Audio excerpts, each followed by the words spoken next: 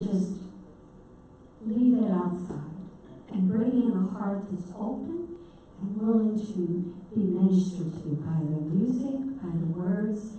If we're singing a song and you don't know the song, look at the words. Think of the meaning, because our God cares about all of those details.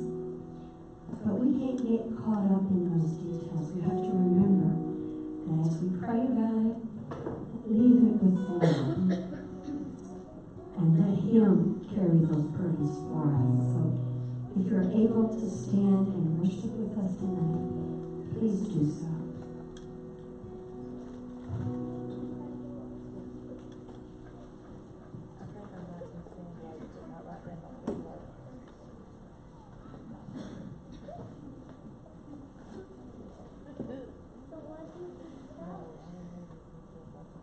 Alone in my sorrow and dead in my sin, lost without hope with no place to begin. Your love made a way to let mercy come in. When the dead was arrested and my life began, and ash was redeemed, only beauty remained. My orphan heart was given a name. My mourning grew quiet, my feet rose to dance. When death was arrested and my life began. So free, washes over me. You have made me new, now life begins with you. It's your endless love pouring down on us. You have made us new, now life begins with you. Released from my chains, I'm a prisoner no more. My shame was the ransom faithfully bore. He canceled my debt and He called me His friend. When death was arrested and my life began. Oh, no way, so free, washes over me. You have made me new, now life begins with you. It's your endless love pouring down on us. You have made us new, now life begins with you.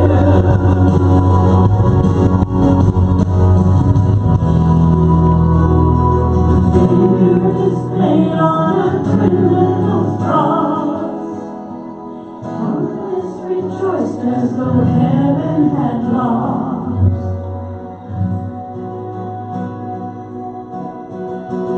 But then Jesus arose and no freedom in hand. That's when death was arrested and our life began.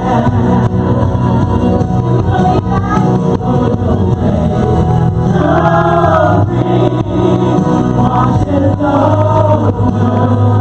me. You have made me new, now life begins with you.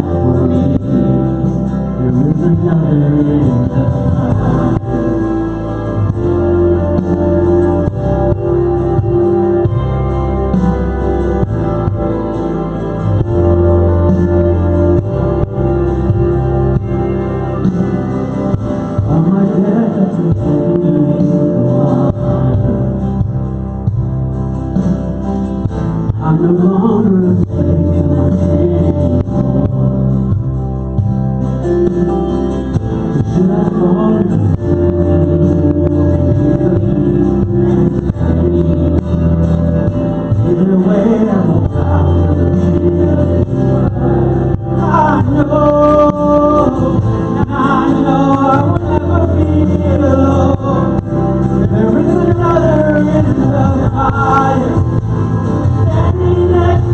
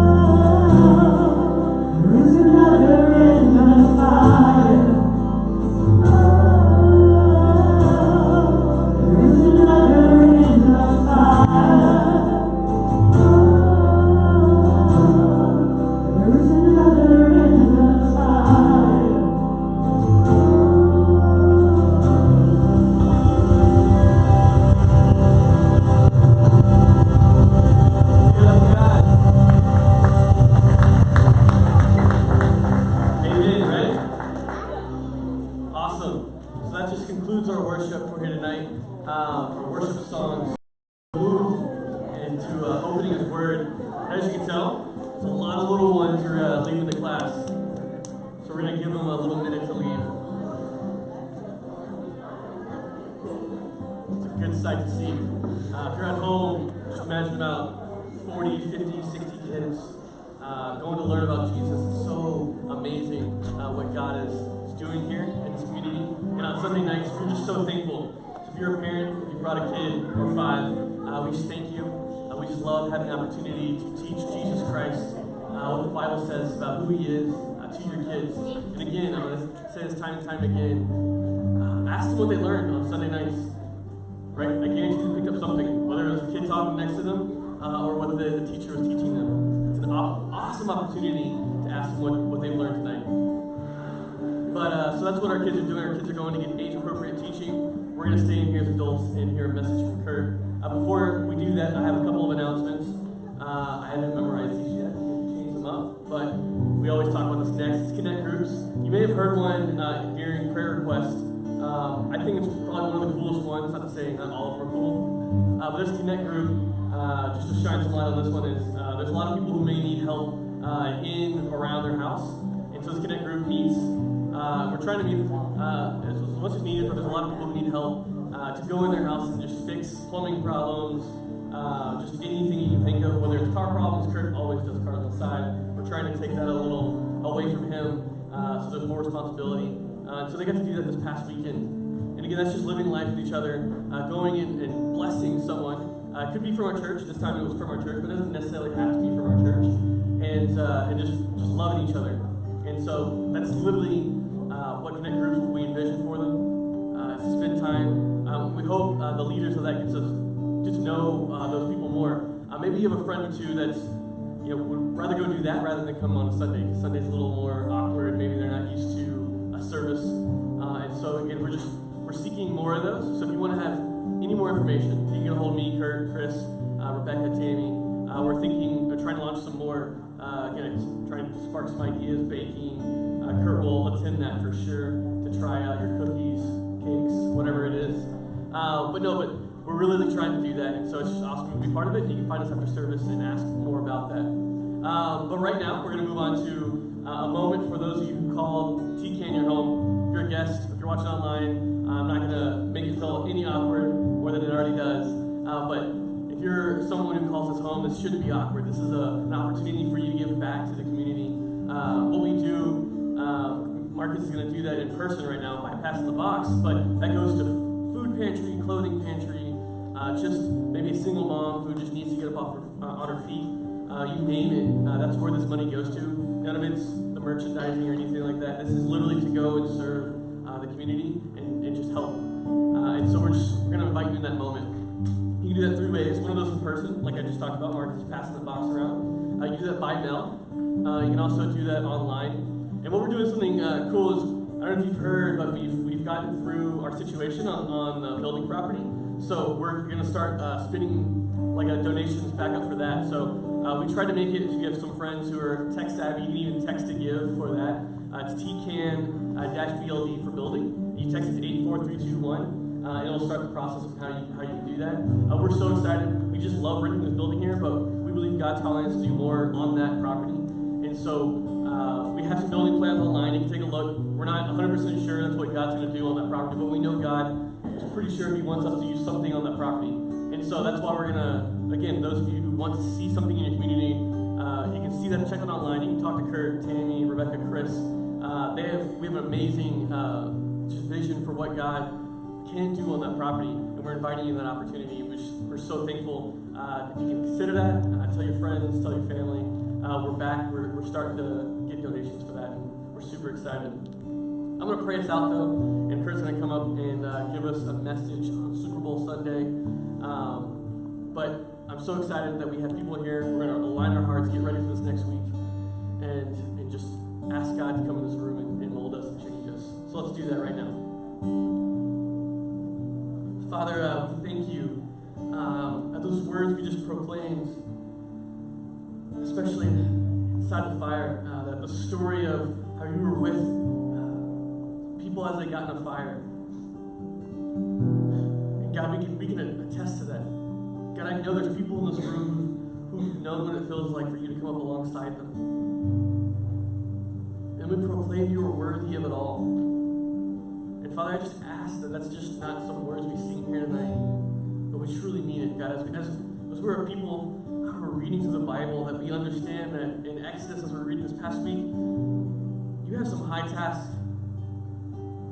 You even went into the fine grained details of how you want your tent, because you deserve it. Father, as your Israelites disobeyed and made another false god, that God, we saw your temper, we saw Moses plead with you, and Father, that's almost the same plea today. Father, don't forget about us. We know you promised that you haven't forgotten about us. But God, we need you. So Father, we're here tonight to be realigned. That God, the world has thrown some junk on us. But Father, we come to this room asking that you take it off. You chisel it off. You make us more like you. That we see what you want us to see. That we hear the cries.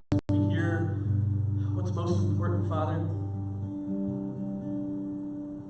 Father, we just want to take a rest and hear from you. So, Father, let your word be spoken here tonight. Let your will be done. Let your people be changed so we can go out this week. We can conquer the things you want us to conquer. We can be the family, the friend, the actual Christian you want us to be this week. In all this we pray in your name.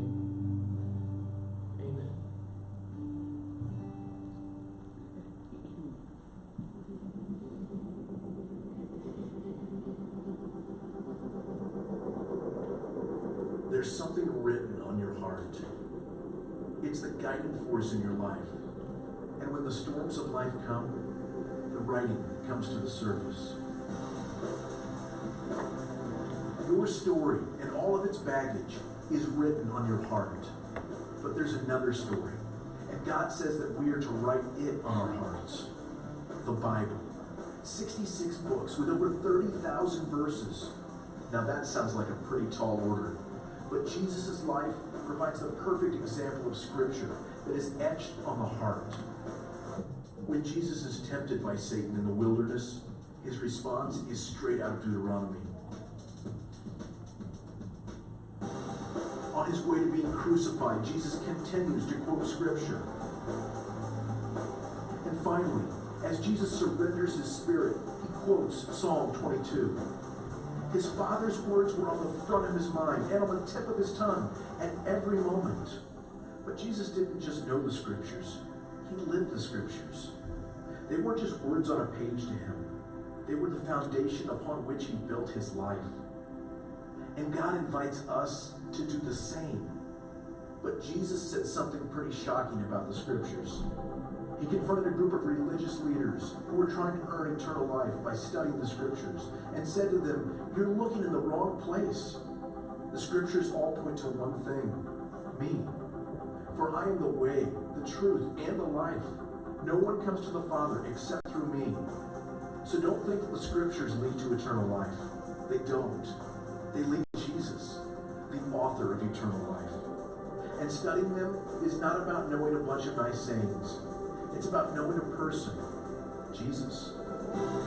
To know Jesus is to know Scripture. And to know Scripture is to know the heart of the Father. For it contains the very words of God. His words were meant to become a part of you, to course through your veins, to be lived out.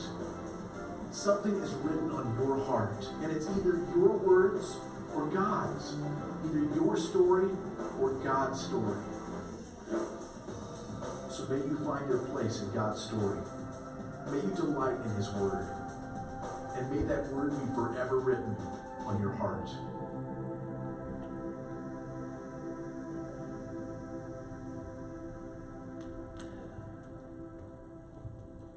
Hello, church. Usually I have a question for the title, but tonight I have a really short statement. And it says, worship what you want. I hope you think about that for a minute. Because Because I don't want you to just worship whatever you want to. But we're going to worship what we want. It's automatic. We don't even really have to ask the question. So do we have to say worship what you want? Or do you think that you could agree that people are going to worship whatever they want to? I mean, God can tell us that we're supposed to worship Him, but unless we want to, it's not really going to be worship. So I don't believe that we have to say that. Can we truly worship without being sincere? Can you worship without being sincere? You can go to a worship service though, right? And you can stand and sit down and you can say some words. You can pretend to listen. You can even sing some songs. But if your heart is not in it, what does that mean? If you're not sincere. You're what? You're participating, you're not worshiping. Participating but not worshiping, okay. You're just kind of going through the motions. Is that worship? No. Can you tell if someone's worship is genuine? Not really. But you can probably sometimes tell when it's not genuine. But maybe there are some people who kind of fake it pretty well. They go through the motions pretty well. They can even be very emotional, be very excited. But you may not be able to tell if it's really genuine. What would you call worship that is without any emotion? Not worship. Not worship? Fake. Fake? There should be some emotion in it, right? You know, I saw a picture not too long ago, and it was a photograph of quite a few people sitting in a stadium, and they were covered with snow, and they were watching a football game. Some of them were sitting, and some were standing. Some were yelling. It was a variety of emotions that you could see, but they were enduring some bitter cold weather, watching something that they were very attracted to, and they went through a lot of trouble to be there. And some of them were very excited. Some of them were bundled up trying to stay warm. But I think that there's going to be emotion if you're worshiping. There's going to be emotion if you are interested in and paying attention to the Creator of the universe. What are some things that make up worship? What makes worship worship? In a few minutes, we're going to read something from Exodus chapter 32, and we're going to see two types of worship there. We're going to see some very emotional worship that is spontaneous, that was not commanded, that people, it cost them quite a bit in order to participate in this worship. They got up early in the morning to do it, and they worshiped with everything they had. They were filled with emotion and filled with anticipation. They were filled with joy. They were singing very loudly. It was quite a scene. I think that worship requires your full participation. And I think that you will participate in worship if you feel like it is worth it. What do you call worship that is uninformed or empty of truth? In other words, can you worship what you don't know? I don't think that's worship. It would be impossible to be, right? What did you say, Chris? Ignorant worship. Ignorant worship? And it couldn't really be worship, right? What would you call worship that is not genuinely directed towards God? What if it's worship, but it's directed at something else? What would you call that? Empty? Idolatry? Extremely offensive to God? What would you call worship that is offensive to God? What is that? Sin, absolutely. That's the word I'm looking for. It's sin, and it's dangerous. It's a very dangerous thing. So I want us to look at Exodus chapter 32. The kind of worship that is not directed at God is deserving of God's wrath. And hopefully you guys are reading along with us in Exodus. You would have seen that Moses went up and down the mountain talking with God multiple times. It's not just one time to get the commandments and then back down and broke them and went back up and got them a second time, but he went up and down the mountain several times speaking with God. And then the people actually heard God speaking with Moses. The people actually heard the thunder and the lightning, and they saw the smoke, and they heard and felt the mountain shaking, and they were terrified. And all the way from Exodus about 19 up until 32, Moses goes up and down the mountain, and he gets information from God, and he delivers it to the people, and he goes back up, and he tells God what the people said, and there's quite a bit of conversation taking place. So if you haven't read that, I desperately want you to read that very carefully. But we're going to read chapter 32 tonight. When the people saw that Moses was so long in coming down from the mountain, they gathered around Aaron and said, "Come, make us gods who will go before us. As for this fellow Moses who brought us up out of Egypt, we don't know what has happened to him." I can't really wrap my brain around how these people came to this point. They've heard God speaking to Moses. They've communicated with Moses. Some of these people some of the elders have actually gone up the mountain and they've seen God. 70 of the elders went up there and they saw God, and they were able to come down and relate to the people what they experienced. And the people said, "We're terrified of God, and we're going to do everything He says." And Moses has been up on the mountain now for about 40 days, and already they're saying, "We don't know what's happened to Moses. He brought us out of Egypt, and we don't know what to do now." So they gathered around Aaron, Moses' brother, and they say, "Make us some gods who will go before us." They've already forgotten who has brought them out of Egypt and who has taken such amazing care of them. And at this point, Aaron should have said, "No way." He should have reassured him and said, "Moses is coming back. He's having a conversation with God, and he's going to bring down some information, and we're going to wait for him. We have absolutely no reason to make some image to either represent God or to take the place of God." But it's interesting, it says that they gathered around Aaron. Maybe Aaron was afraid of them, I don't know. Aaron answered them in verse 2. "Take off the gold earrings that your wives, your sons, and your daughters are wearing, and bring them to me." So all the people took off their earrings and brought them to Aaron. He took what they handed him and made it into an idol, cast in the shape of a calf.